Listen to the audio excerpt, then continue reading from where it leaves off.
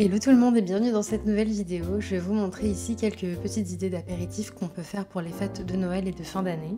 Là j'ai fait des versions véganes de recettes à base de saumon, de foie gras ou de fromage. Les résultats sont bluffants, il y a vraiment de quoi se régaler. Et j'ai utilisé des ingrédients qui sont très abordables en termes de prix et qu'on trouve facilement. Donc je commence avec une alternative au saumon. Pour ça j'ai besoin de carottes, d'algues nori qu'on utilise pour les sushis ou les makis. C'est très riche en iode et c'est ce qui donne la saveur marine typique du poisson. J'utilise aussi de l'arôme de fumée pour imiter le saumon fumé. Je vous mets le lien en barre d'infos pour en trouver. Ensuite il faut du jus de citron, du sirop d'agave et de l'huile parce que le saumon c'est gras. Je commence par peler les carottes et ensuite, toujours avec mon économe, je fais des grandes lamelles fines. Et c'est ça qui va imiter les tranches de saumon. Si votre économe a des petites dents, c'est pas mal parce que ça va aussi bien imiter la texture. Je fais cuire les lamelles de carottes à la vapeur environ 5-10 minutes pour qu'elles deviennent bien tendres. Pendant ce temps-là, je vais préparer la marinade avec le reste des ingrédients. Je vous ai mis les dosages exacts dans la barre d'infos. D'ailleurs, je vous conseille de mettre la feuille d'algue découpée en gros carrés dans la marinade plutôt qu'en fines paillettes comme moi je l'ai fait. Ça aromatise de la même façon, mais c'est plus facile ensuite à retirer sans que ça ne colle justement aux lamelles de carottes. Quand elles sont cuites, je les mets dans la marinade et je vais laisser le tout s'imprégner des saveurs pendant au moins 1 heure au réfrigérateur. Ça peut se conserver facilement plusieurs jours, donc n'hésitez pas à faire cette préparation à l'avance. J'ai décidé de faire avec des petits blinis, je vous ai mis la recette de ma pâte vegan dans la barre d'infos. C'est en fait ma recette de pancakes avec un peu plus de sel. Et pour avoir la bonne taille, je dose et je verse avec une cuillère à soupe, comme ça ils font tous la même taille. J'accompagne ça aussi de fromage frais végétal, celui que j'ai trouvé était super bon, mais mon préféré c'est celui de la marque Vivre Vert. Donc si vous le trouvez, vous pouvez le prendre les yeux fermés. Et je le mélange avec un peu de crème de soja pour un goût plus doux et plus rond. Pour la petite touche de déco, j'utilise des pickles d'oignons roses. J'adore ça, je trouve ça super joli. Il suffit de couper très finement des oignons rouges. Personnellement, je le fais à la mandoline. Et ensuite, je les laisse mariner dans quelque chose d'acide. Donc moi, là, j'ai utilisé le reste de vinaigre d'un pot de cornichons. Je dépose ça au-dessus des lamelles de faux saumon et je rajoute un peu d'aneth frais. Et ça, c'est mon apéritif signature avec le petit pickles d'oignons roses. Si vous êtes familier de mes vidéos, vous avez dû déjà voir cette recette il y a plusieurs années. Mais je la trouve vraiment incroyable et finalement très facile à faire, donc voilà, j'avais envie de vous la remontrer. Il y a une recette que j'ai vue aussi sur le compte Instagram de Saskia où elle fait des mini vols au vent avec du saumon. Je vous mets le lien en barre d'infos de sa recette et j'ai vraiment adoré l'idée, c'est moins long à faire que des blinis maison et il suffit d'une pâte feuilletée et de petits emporte-pièces. Moi j'ai pris carrément des bouchons de mes produits cosmétiques pour former mes vols au vent et pour la dorure, je l'ai faite avec du lait de soja sucré. Donc voilà, vous avez plusieurs façons d'utiliser du faux saumon de carotte.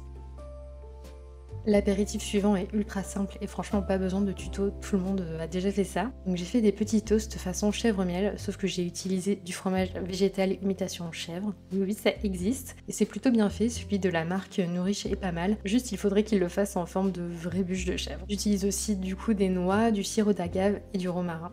Le fromage fond super bien au four et moi qui suis très fan de sucré salé, c'est je pense mon apéritif préféré de la vidéo et si on ne dit rien, personne ne remarque que c'est vegan. Ensuite, il y a les très populaires petits sapins, ça aussi c'est une recette que j'avais montrée il y a plusieurs années, mais qui est vraiment trop mignonne, donc à refaire. Pour ça, il suffit de prendre 2 pâtes feuilletées rectangulaires, un pesto vegan, donc sans parmesan. Chez Lidl, pendant les semaines sur le thème de l'Italie, ils en proposent un et je fais toujours le stock quand il est là. Sinon, il y a celui de la marque Barilla avec de la courgette. C'est optionnel, mais on peut aussi utiliser un petit emporte-pièce en forme d'étoile pour la déco et évidemment des pics en bois. J'étale le pot de pesto sur la pâte feuilletée. J'ai pris finalement celui à la courgette parce qu'il est moins gras mais il donne plus de moelleux à l'intérieur du feuilleté grâce à la courgette. Et ensuite je recouvre avec l'autre pâte feuilletée. Après ça, je viens découper des bandes de 2 à 3 cm de large en laissant une bande pour pouvoir faire les étoiles avec l'emporte-pièce. Pour donner la forme de sapin, je vous conseille de plier la bande comme ça, donc à plat et en commençant par le bas. Ensuite, on insère le pic en bois. D'ailleurs, n'hésitez pas à presque mettre le sapin au milieu pour que ça puisse bien gonfler à la cuisson. Je rajoute les étoiles emporte-piécées au-dessus. Je badigeonne de lait de soja sucré pour la dorure et j'enfourne environ 15-20 minutes à 180 degrés et je fais un peu plus griller sur la fin pour qu'il soit vraiment bien doré.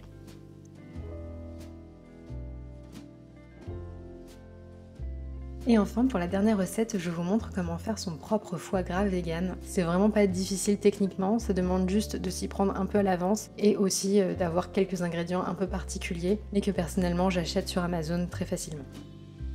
Donc il faut des noix de cajou, de l'huile de coco mais il faut faire attention à ce qu'elle soit désodorisée, du beurre de cacao, désodorisé aussi si possible c'est mieux mais le mien ne l'est pas et franchement c'est pas dérangeant parce qu'on n'en met pas beaucoup. Mais il est quand même important pour la texture parce qu'il est moins mou que l'huile de coco et il va apporter un petit peu de dureté.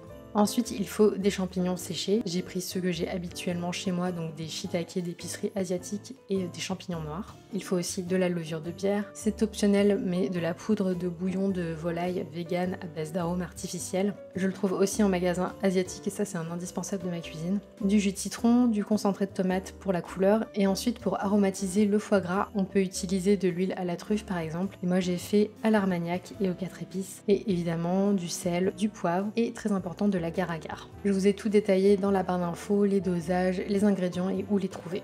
Pour faire la forme du foie gras, j'ai utilisé cet ustensile que j'ai volé à ma maman qui ne s'en sert jamais. Elle l'avait trouvé à Lidl, mais ça se trouve ailleurs, je vous ai mis un lien en barre d'infos. Et je trouve que c'est le plus pratique pour déjà démouler le foie gras et aussi les dimensions sont parfaites. Mais sinon ça marche aussi avec des emporte-pièces ou n'importe quel récipient un petit peu fin et en forme rectangulaire. La première chose à faire c'est de laisser tremper les noix de cajou pendant une nuit. Elles vont gonfler en se gorgeant d'eau et se ramollir. Ensuite je fais une étape qui est optionnelle mais qui permet d'avoir un petit côté réaliste.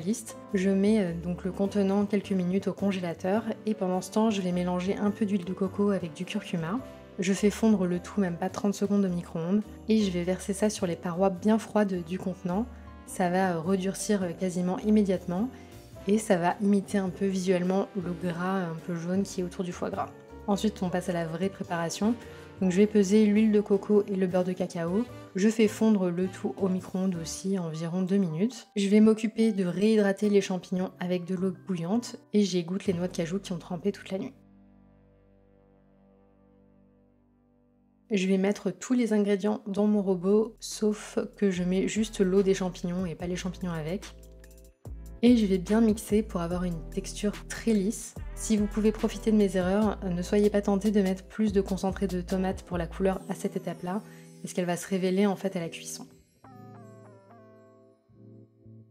Donc il faut cuire la préparation dans une casserole à feu moyen fort, et tout en remuant pour la faire épaissir. Quand elle change de texture, je coupe le feu et immédiatement je la verse dans mon contenant.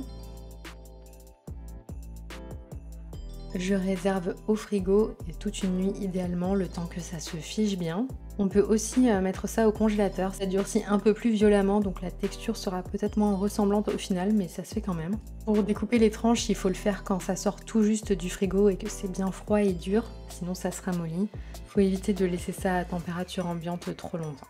Ça se conserve super bien plusieurs jours au frigo et plusieurs semaines au congélateur. N'hésitez pas à filmer au contact pour éviter que ça sèche. Personnellement, je trouve que c'est délicieux sur des petits toasts de pain type baguette aux céréales ou aux graines. Je coupe des fines rondelles que je passe au four quelques minutes. Et puis après, je rajoute un peu de confit d'oignon et c'est vraiment un pur régal.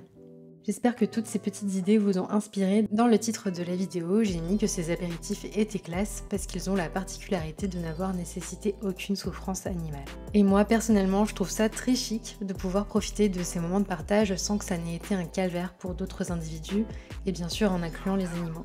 Malheureusement, c'est la réalité qui se cache souvent derrière la plupart des repas de fête, donc je serais ravie si cette vidéo pouvait vous inspirer pour tester des alternatives végétales. D'ailleurs, n'hésitez pas à me dire quels apéritifs vous aimez bien faire en période de fête pour avoir encore plus d'inspiration, et moi je vous dis à très bientôt dans une prochaine vidéo.